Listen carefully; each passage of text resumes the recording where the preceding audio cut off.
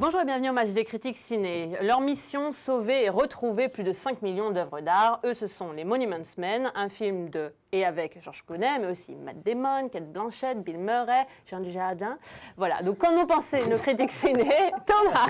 Alors, t'as pas dit que ça se passait pendant la Seconde Guerre mondiale? Oui, pendant la Seconde Guerre mondiale, effectivement. Bon voilà, donc ça fait a priori un film de guerre, sauf que George Clooney, on ne sait pas trop à la fin du film quel film il a vraiment voulu faire. Une comédie, si c'est une comédie, on aurait aimé qu'elle soit faite par les Cohen, ça aurait été vraiment plus drôle. Si c'était un film de guerre, on aurait aimé que ça soit fait peut-être par Spielberg, ça aurait été mieux réalisé. Et si c'est un film de bande, on aurait aimé, je sais pas, encore un autre réalisateur, j'en ai pas là sous le coude. Mais donc du coup, ça fait une espèce de... Voilà, Steven Soderbergh. Du coup, on est avec une espèce de film hybride constamment.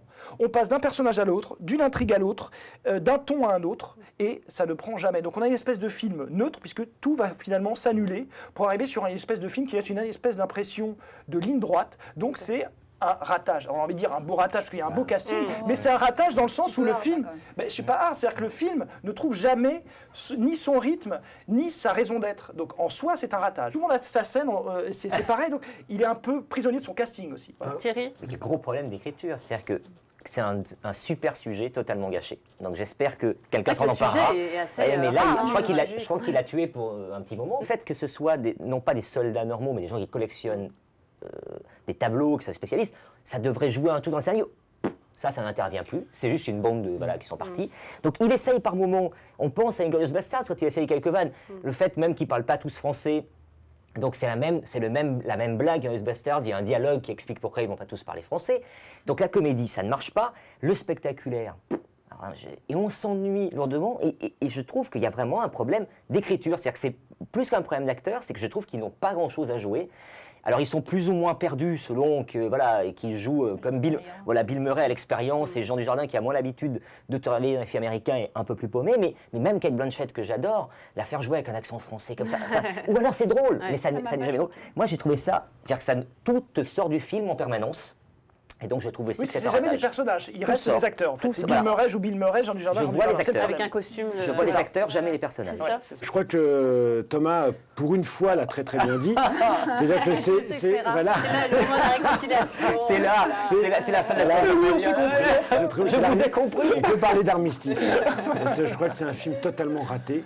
C'est la première grosse déception de l'année. Parce que mais moi je bavais, j'avais vraiment de la bave. Je me sur des lèvres à l'idée de voir ce film.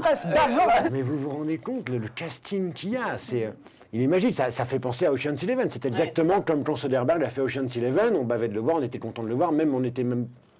Voilà, on avait même un manque. Là, il n'y a rien, c'est-à-dire c'est totalement raté. On attend que le film démarre, tout tombe comme un cheveu sur la soupe. Au début, on pense évidemment au train de Frankenheimer. Je me dis, tiens, il va y avoir Burt Lancaster, tout ça, machin. Et vous vous rendez compte que... Il est décédé, Burt Lancaster, c'est un problème. Et vous vous rendez compte que même le train, on ne peut pas dire que ce soit un grand film, même le train, c'est 500 fois mieux que ça, parce que ça parle de la même chose, ça parle, comment récupérer les œuvres d'art, etc. Mais là, franchement, même Monsieur Batignolles était mieux, non? Ah oui. Non, peut-être pas. Mais si. Iris, est-ce que tu vas réussir à le sauver un petit peu? On va pas réussir à le sauver vu où il est arrivé. Maintenant, je pense être moins dure que vous sur le film. Je pense sincèrement que Clooney s'est attaqué à un film qui est trop grand pour lui. Donc, effectivement... Rien n'est trop grand pour George Clooney. Il s'est planté, mais rien n'est trop grand pour lui, soyons d'accord. Mais là, il a voulu effectivement faire peut-être La Grande Vadrouille, effectivement, le film de guerre. Pas du tout, la Grande Vadrouille, la comédie, voilà. Simplement, ça ne marche pas. Et déjà, ça ne marche pas parce que le postulat de base qui est effectivement assez génial, qui est cette équipe de... Pas de soldats, mais de conservateurs, de restaurateurs qui vont essayer d'aller retrouver ces œuvres qui représentent tout à leurs yeux, plus que leur vie, plus que...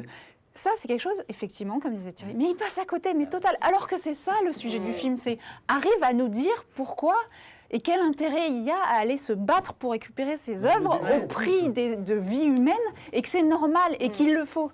Et bien alors ça, mais alors... Le début, c'est une espèce de bouillie entre les...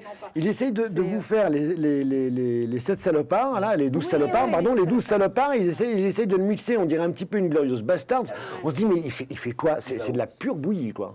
Et puis c'est marrant parce que George Clooney, tous les films de réalisateur qu'il a fait, à chaque fois s'inscrivait dans un genre presque du passé, c'est-à-dire la screwball comédie, les machins, les trucs. Et là, on sent qu'il a voulu tout regrouper, et puis voilà, tout s'annule, ce qu'on disait tout à l'heure. Voilà, mais là où je suis pas d'accord avec toi, c'est que moi, Cate Blanchett, à la limite, je la trouve pas mauvaise, je trouve que c'est celle qui s'en sort le mieux. Et je trouve même qu'elle joue mieux les Françaises que Jean Dujardin. Alors là, on va y repenser. Regarde Jean. Pour la nationalité américaine. À bientôt. On te salue. En tous les cas. Christophe, un mot pour le résumer. Ça rentrera pas dans un musée, ça c'est sûr. Hein. Encéphalogramme plat. Oui, j'ai réussi. Bravo. Oh non, quand même. Gâchis. Bon, je crois que si vous voulez voir un film de guerre... Mais c'est quand même trop triste pour terminer là-dessus.